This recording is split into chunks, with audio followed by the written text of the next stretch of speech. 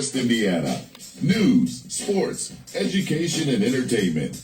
Wake Up GI with Jeffrey Smith. Brought to you by the Gary Community Schools Corporation. All right, everybody, we're back 37 minutes after the hour. Once again on a beautiful Thursday. It's the 9th day of October 2025, and this is Wake Up GI with Jeffrey Smith. As promised, the studio is being graced right now with a bunch of guests right now, really brightening up the situation because, of course, it's just me in here right now. So now we've got two wonderful ladies in studio. So we're looking a little better for those of you watching us who are streaming us now. So you're welcome. All right. Anyway, with that being said, let's go ahead and get into it because we got a young lady that we talked about earlier this week. I get an opportunity to meet her for the first time. I know working here the past couple of, being here on the past couple of weekends and Sundays, we were talking and I was doing some announcements. Her name just kept coming up, Pastor Guns. And I was told to use the P, so we'll make sure we do that. But that she was new into our community, and when we talk about it and we think about it, in particular those of us in Northwest Indiana, was specifically growing up in Gary. And while I never attended the church as a member, growing up in beautiful Gary, Indiana, when I did, the churches, St. Timothy, Jerusalem, First Baptist, and First AME where I was baptized. These are all legendary institutions that not only served as places of worship, but they were also like meeting grounds for great, good people that were in the community that would go over there and, not only pray together, but also come and tackle the work week and do great things in our city. And so it's really kind of an honor to meet the new face of First Baptist Church. And so we want to go ahead and say welcome to Pastor Guns. How you doing? Good morning. Good morning. Thank you for that welcome. I'm so excited to be here today. Yeah, well, we're happy to have you. Well, first of all, I guess I want to ask you, how long have you been here? When did you get here, and what do you think so far? I have been here since July 31st at about 10 p.m. Wow. Yes, and it has been a great experience. Yeah. It really has. It's been very different. Yeah. I'm from the East Coast. I'm from Virginia. Listen, hold up. I lived in Virginia, went to Hampton, lived there. Me too. Oh, really? I forgot to talk there. Let me tell you something, because I had a couple of Howard people on here the day before yesterday. It was getting a little tricky because she kept talking about, the real HU. And I'm like, wait a minute, we're not going to do all that. No, actually, it's the other way around. We're not going to keep score. But absolutely. So you're from Virginia? Yes. Absolutely. And so we're so happy to have you here. We got to talk. Now we got kinship. And I'm all in on that. So I want to, it's finally a pirate sitting on the show. Yes, a pirate. And so anyway, you say you come from Virginia and you come here on the 31st. And so obviously you've been here a couple of months. What's your assessment? How do you like it so far? I am enjoying the journey of learning Gary. Yeah. I am. I will be honest with you, when I first came, I did not know much about Gary outside of Michael Jackson. Oh, of like course. most people know. Right. But I've learned that it's such a beautiful city. I love the community. Yeah. I love a blackety-black city. And so I am really enjoying just learning the people here, the culture. Yeah. I've learned that Gary is a very loving city. People are very committed to the success of the city. Yes. And that's really a part of, I think, why God has drawn me here to be a part of the story of Gary. Now, so going back to you are you originally from Virginia? I am. What part, Richmond or where? I'm from Virginia Beach, Norfolk area. Oh my goodness, yeah. Virginia. Listen, that's my old stomping ground, all right? Right around Norfolk. I mean, we used to hang out outside of ODU. I will talk later, but the point is, I definitely appreciate that. And so, I guess it is a little bit of I won't say culture shock, but it is a little bit different because not only is that part, the Tidewater area of Virginia, obviously very diverse, but it's so military. Yes. You get what I mean? Like, Fleet Week and all those kind of things. And you just kind of, me living there about 4 years, I got kind of used to, looking at wavy TV and the news and all that. And when the ships are coming in and living in a military environment and kind of watching things move, like, when they're coming back to shore because the businesses are ready. And so then obviously you come a little inward into the United States and you're just looking at, a little bit more, I guess, slower a little bit. You know, I've never seen cornfields before. Wait a minute. Oh, come on now. Where did you think it came from? But we are so happy to have you. Thank you. Now, if you don't mind, just kind of tell us, and I know we've got some things that we want to talk about currently with the church, but give us a little bit of your background. So obviously, you grew up in that area, you went to college and things like that. Did you know that you wanted to get into, let's just say, religion as your day job? God is funny because you never really know the path that you have. No. But I am a 6th generation preacher. Oh, so it was kind of written before. Well, but you know what? To be honest with you, I really wanted to do something else. Yeah, I figured. What did you major in? I majored in nursing. Okay, so you did want to do something else. Still helping people, but yeah. Nursing is a commitment. It's not an easy major. And so you go out there and you're kind of focused on getting in the health field. When did you kind of feel like, I got a feeling I'm going to be going somewhere else? So my father's a pastor. Yeah. And my grandfather's a retired pastor. Okay. My uncle's a pastor. My grandmother was co-pastor. Yeah. And on and on and on. And so it's kind of like God was revealing myself to me through the things that my dad would assign me to do. Yeah. So when I graduated from Hampton, when all of my friends, all of the class of 2003 went to Cancun. Oh my gosh, you're making me feel old. My dad. All right, I'm all right. I just had a little moment over here. I'm sorry. But go ahead, please. When the class of 2003 went to Mexico on a trip, my dad took me to the Holy Land. Oh. I wanted to be on the trip, right. turning up. Right. But I'm, turning down my plate fasting and yeah. in the Holy Land. And so that trip was really revolutionary for me, for my life. Right. Because it caused me to have a desire to really learn and understand Scripture. Yeah. Because you think you know the Bible. You've been to Sunday school all your life. Of course. But then you go to Israel and talk to some Jewish people. Right. And you realize you really don't know much of anything. Did it make you, in particular, since you were so fresh out of academia, did it kind of... Do you think that maybe right at that point in time and where you were after being in college and being in academia, that you were more receptive to it on an academic level? You get what I mean? Like what you just kind of explained. It's like, well, obviously you grew up around the Word. You got dedicated, your grandfather, your father, your mom, your aunts, and all those people. So that's always around you. But now all of a sudden, you're kind of in this mold, right? You're coming out of college, you go and take that holy journey, and now you're sitting over there, you're asking the right questions. All of a sudden, the answers that you're getting seem a little bit more academic, and they're hitting you in a way that's kind of stimulating your mind. Did you feel that maybe that's where you were? I hadn't put it in words like that, but actually. Yeah. Because now I want to study the history, right? Of the Bible. I want to study the geography. I want to really connect these dots. Yeah. And so that trip really developed in me a love for the study of Scripture. Yeah. So then after that, my dad says to me, I want to take you to Africa. Right. Again, I'd rather go to Vegas. Of course. Yeah. I'm young. Yeah. I'd rather go to Vegas. I'd rather go to Miami. So I go to Kenya, and then it develops in me a desire and a love for foreign missions. Yes. And for really seeing the body of Christ being more than an American religion. Right. And even a Black Baptist religion, but seeing how people worship God under trees. Yeah. No, what's kind of cool about this, and we'll talk hopefully in the future about this when June comes around, because we do something on the show called Strong Dad June, in which we really kind of push and emphasize strong men who are doing men things, the obvious, taking care of their families and things like that. But I really, I really like to just spotlight men who are out here being men.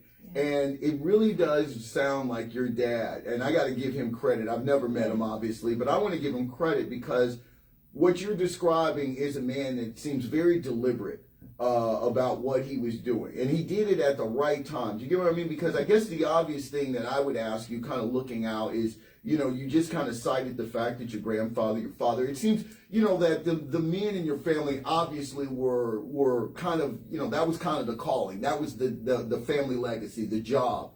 And yet your dad was very comfortable, and almost as if he saw something that you didn't see yet, about, sending the mantle, or at least trying to initiate this kind of passing of the torch to you. Yeah. You know what I'm saying? And you received it. And so that's kind of cool in itself. And as I said, it's just kind of, your dad's kind of stood out because it seems as if he knew exactly what he was doing. Yeah, and the one thing that I will forever give my dad credit for is that he never treated me differently because I was a daughter and Right, his son. right.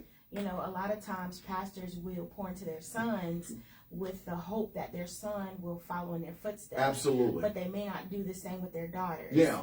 And so my dad has always had me right by his side when he's doing ministry, whether that was in Norfolk or in Africa or in Israel or Greece, wherever. He had me right there by his side, and that really just kind of paved the way for me to be able to be confident and strong. The reality is I've been in places where people have not been accepting of women preachers. Oh, of course. And so my dad would always say, don't worry about them. Don't worry about what they say. Right. Don't worry about how they look at you. You don't have to respond. You just be prepared when you go into the room. Yeah, I like this man. One day we're going to get together. I mean, even if it's a phone call one day, I'd love to talk to him. It's pretty dope. Yeah, there you go. I like it. And so you are now here in the community. You have obviously been embraced, as I said before. I remember I first, because, you have a very unusual name. I'm like, Gunn. And we were doing some announcements because over on the weekends on the show, I don't know if you know, on the station, we have a bunch of religious community partners that have been long-standing. We broadcast services and things of that nature. And, we definitely spotlight and highlight. We'd love to reach out to you at some point.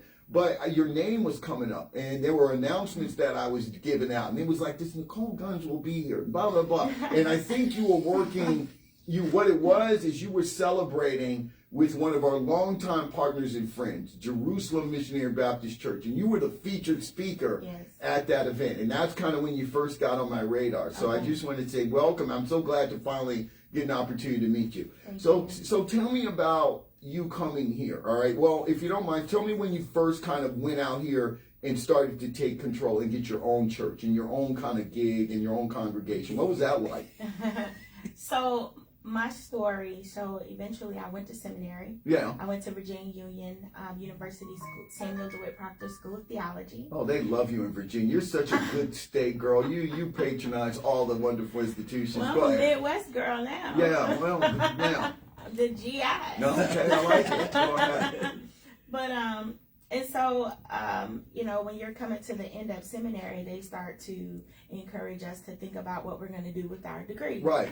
And so, I felt at that point that pastoring was the journey that I was supposed to take. Right. I didn't really know how that was going to look, but I felt more and more the call, the passion that this was my journey. Right. And so in the Baptist tradition, what you do is, they don't send you somewhere. You have to put yourself out there. Yeah. So I was sending my resume to churches all over the country. My dad said, don't limit yourself to Virginia. Send it everywhere. Yes. So I sent my resume. Cool dad once again. He is.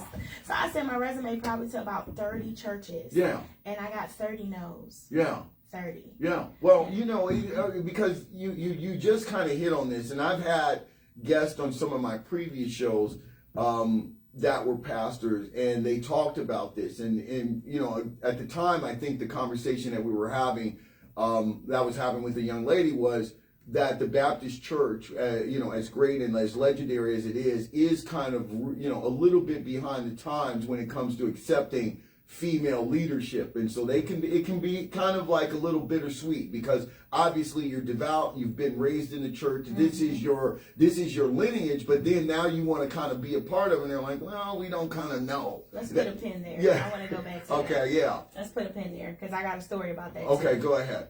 So about 30 no's. Yeah. So I was just kind of like, you know what? I got a nursing degree, and I'm doing pretty good in this career. Yes. So, y'all can have it. Right. Honestly. Yeah, I can take it or leave it. Yeah. I got options. And at that point, I preached out a lot as an itinerant preacher in Virginia. So I was comfortable and okay with being itinerant and serving in my dad's ministry. Yeah. My dad made me the college and young adult pastor. Nice. So funny thing, you'll understand this. So I'm doing ministry at Norfolk State University. Absolutely.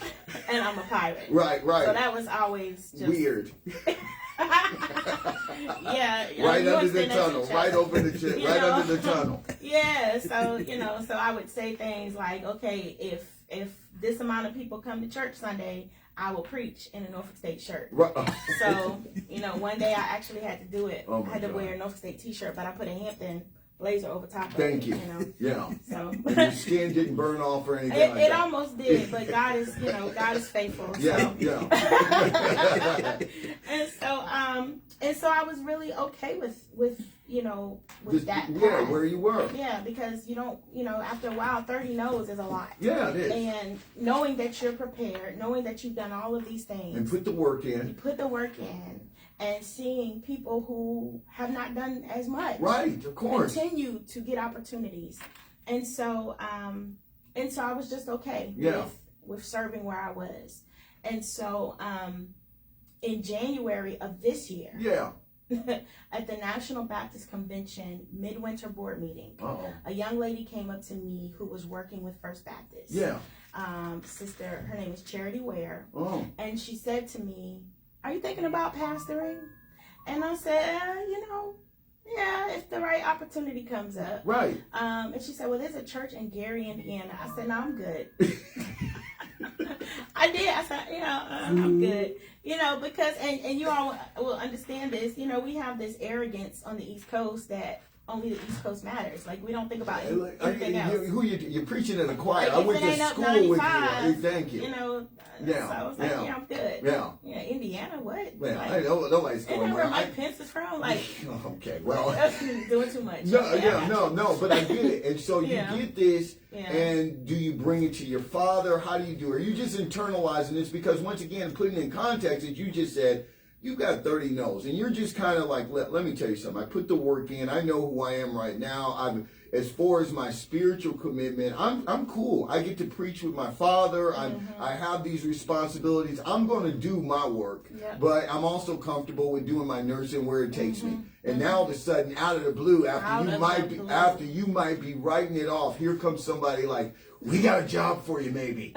Want to come to Gary?" So before we left that week-long meeting, so I did talk to my dad about it. And of course, you got to talk to him. Yeah, I talked to my parents, and they're like, you should try. Yeah. Just put it out there. So I told Charity, I said, well, I thought about it. I might do it. Yeah. And so before we left that week-long meeting, I met someone who said to me, "I know the church, and they will never pick a woman. Yeah. So don't even waste your time." Oh my goodness. That's what I was told. That's what you were. It's a Baptist church. It goes back to that conversation That's what I was told. that we were talking about. Now, I'm so invested in these stories right now with you. So my natural response is, I want to know where your dad is on this, because I really want to spotlight and give him credit. And I know you probably tell him thank you, and you so appreciate, because your dad is a pivotal part of this. Because not only does he have you ready, but I'm very impressed that with his baby girl, with his daughter, who he is invested in, he's very cool with you going around the world. He's taking you on journeys abroad. He's showing you other places.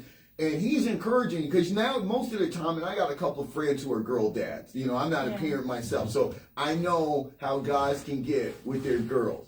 And you tend to want to keep them close. Chelsea can understand that. Her dad loves her and things like that. They always they want the best for you, but they want you kind of right around them. And so now your dad's encouraging you to go see what's out there. What was that like? Did that help? So he always said to me, "I want you to go." He's always said that. He's always said that to even members of the congregation, that when opportunities come for your children, you don't hold them back. Yeah. And so my dad has always said to me that he wanted me to leave. Yeah. He's always said that.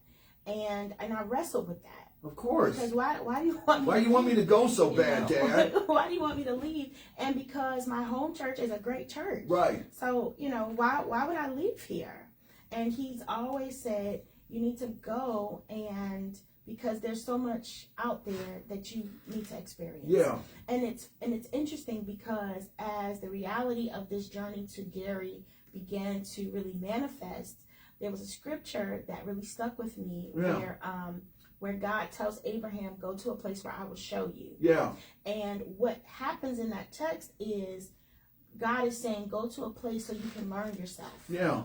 Yeah. This is, what? I didn't expect this. This is absolutely an amazing story. And I really do, and I know, like I said, I know this community, and I know the people in it, and they're good people, and they're good people that are a part of your church. But I also think this is also a lesson, and I think it's an example for the people out here, parents right now who have scholars that are listening to this station, and young men and young women specifically.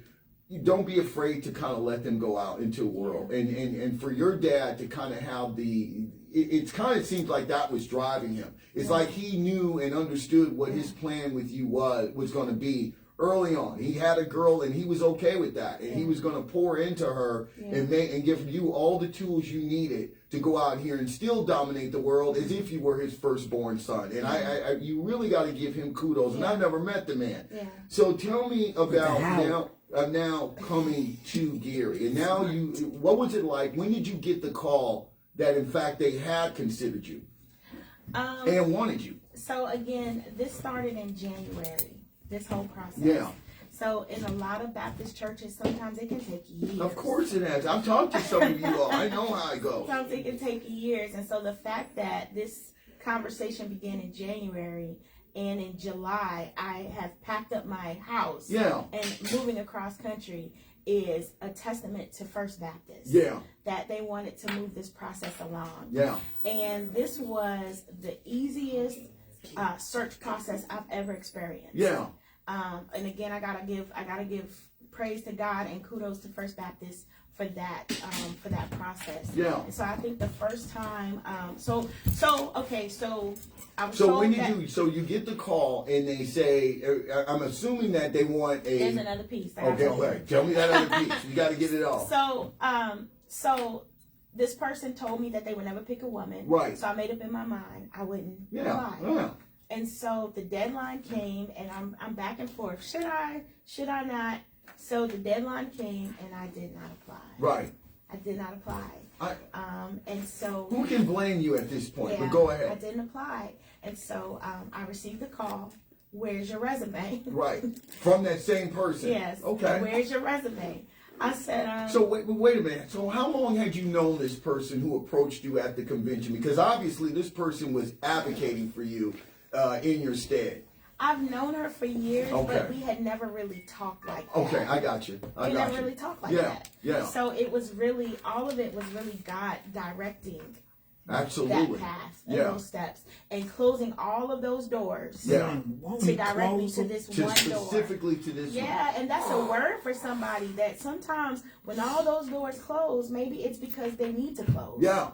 And God is directing you to trying to get you focused. Listen. Yes, absolutely. I mean, you had put yourself out there to 30 places, and even if 5 of them had still been in play, you wouldn't be here because because you're very honest. You're an East Coast girl. I know about you all. I lived over there, and so you would have obviously looked at other options and more or less kind of found, made your life kind of revolve around that. But when things shut and you had an opportunity to kind of be in your space, here comes this little thing. Here comes this little thing, and they are working you, and you're kind of sitting there. Now they come and say, "Where's your resume?" So where are you at that time when she says, "Where's your resume, girl?" So I'm still kind of like, okay, I'll send it to you, and so I'll send it to you, and so I sent some links of me preaching because I had to do that as well. Right. And so then I got a call. They wanted me to come out and preach. Right. And I'm still like, Gary, whatever. And so I'm just being honest. No, it's fine. And so I've done that. And I live here. Nonchalant in the meeting. I was so unserious. I was. And no, I was serious, but I was just kind of like, whatever. And that was probably me not stressing about it. Maybe God allowed me to be that way so that I wasn't stressing and frustrated. But I was just like, Let me tell you something. What you did is called, that's the tool. Now, as a young man, real quick, that's what we as boys do with you all. I'm serious. That's the secret. Because what you did was you basically took yourself out of a stressful situation. And so you were there, you were calm, you were being you, and they got an opportunity to really get your vibe versus somebody that is putting on polish and things of that nature in order to win the job. You were just there like, I'm going to hear you out. I'm going to see what's going on. I'll do whatever, and so did that win you over? And they loved me. That was, because I like to laugh and I like to joke, and everyone will tell you that in a situation where you are candidating for pastor, you have to be a certain way. Oh, and you I'm like, yourself a certain and I'm just being myself. And they loved me.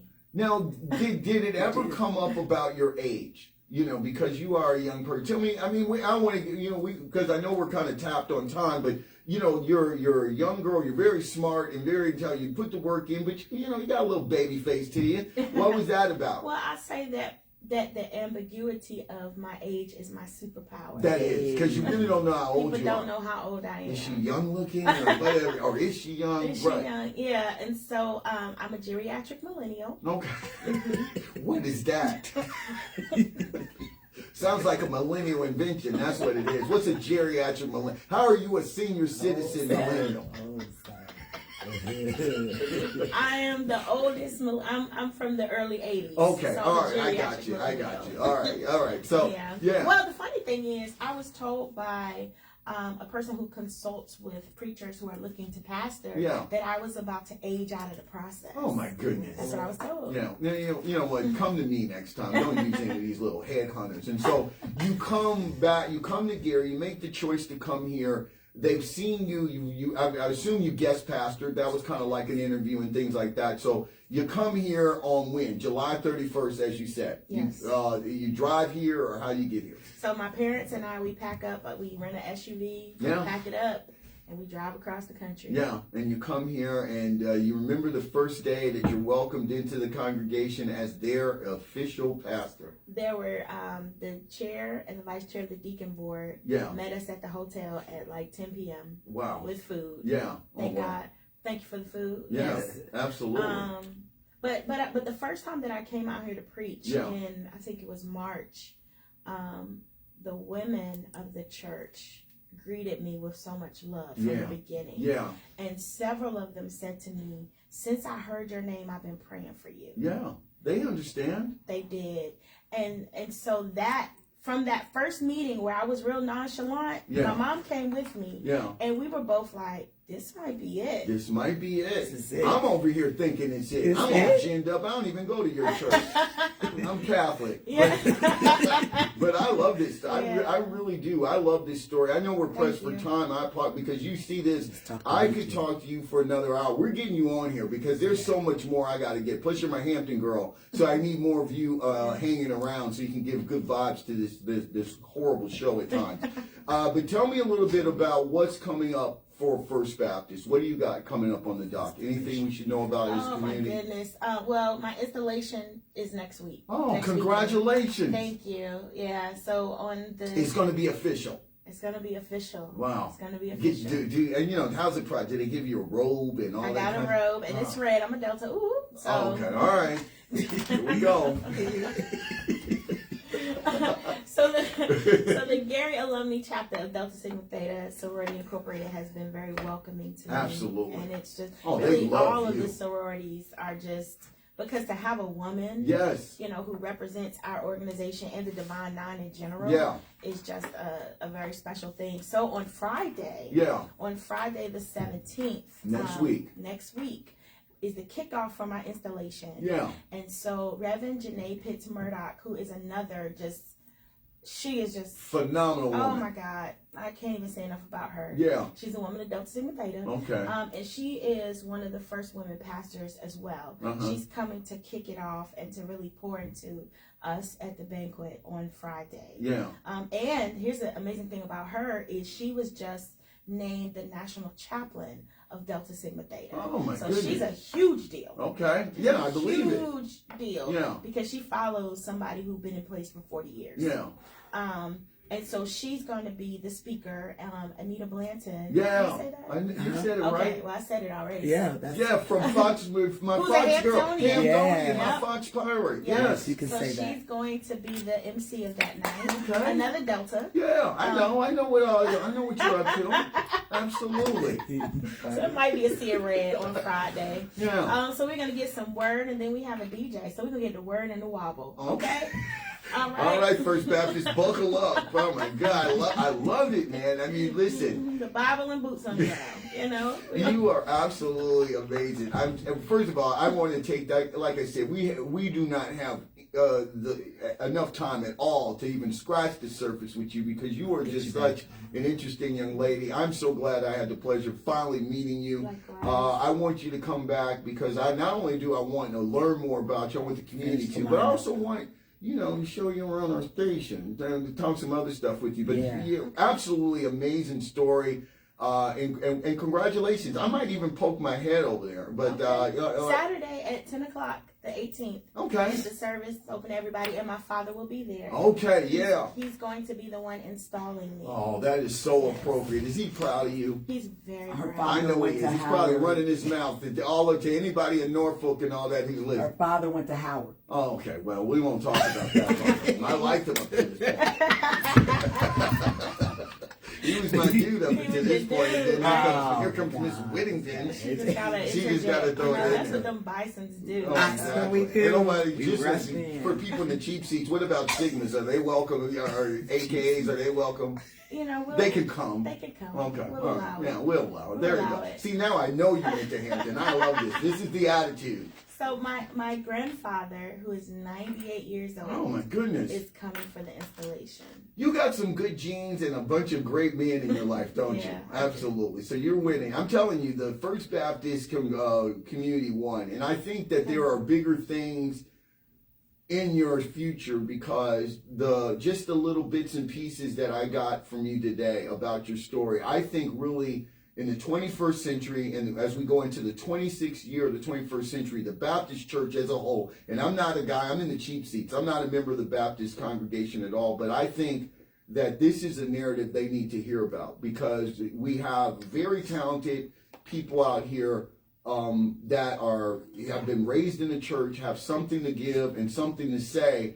And we got to kind of get out of these little antiquated thoughts that, a woman can't lead a congregation. Absolutely. They lead households. Yeah. You know what I'm saying? So why can't they, thank you. So why can't they lead a community in spirituality? It's you all's natural position to be quite frank with you when you think about it. I mean, moms take kids to church. Dad is always coming along. Yeah. So, I got to shout out my mom. And please shout her out. Who are just amazing. My mom is just my biggest supporter. Yeah. Biggest cheerleader, encourager. And my grandmother, who died in 2017. Yes. Very prophetic woman. Yeah. She said years ago that the Lord would use me in a mighty way. Yeah. And this is when I was trying to be a backup dancer for Beyonce. Oh my goodness. My grandmother spoke life into me. Well, it's not so stupid. You're looking at a guy that had his mom write a letter to New Edition after Bobby left. I can't sing. Yeah, but I have my dreams. I still dream that maybe one day that they'll go out. Ronnie, Bobby, Ricky, Mike, and Jeff. So it can happen. Absolutely. And then Sunday. So listen, we're right here. I got you. Yeah. So I want to meet all of them. We're going to talk. But you are an amazing, I really do love this story. It's a great bright spot to our community. Welcome. Thank you. And your church is going to be absolutely awesome for having. You're going to do some good stuff. I really look forward to talking to you. Thank you. All right, ladies and gentlemen, that's our first guest today. And I want to I really do. I enjoyed this. I hope you did as well. We'll talk more with Pastor Gunn. Any logistics before I let you go? Any dates we need to know for the community? Obviously, your installation, but anything coming up with the church we should know about. If not, you can only send it to me. I'll send it to you. Okay. But if you're looking for a church to come to, First Baptist, we meet at 10 a.m. on Sunday mornings. So really excited. We're growing. Yeah. We are really being intentionally intergenerational. Yeah. So we want to see every age demographic included in service every Sunday. You're going to help with that. Sunday and Children's Day. Yeah. You're going to help with that because you are age ambiguous. I like that. I'm going to start using that for my own description. It'd be like, how old are you, Jeff? I'm age ambiguous. All right. Anyway, enough for me. Let me get out of here. We got our next guest coming up. We're going to find out about her wonderful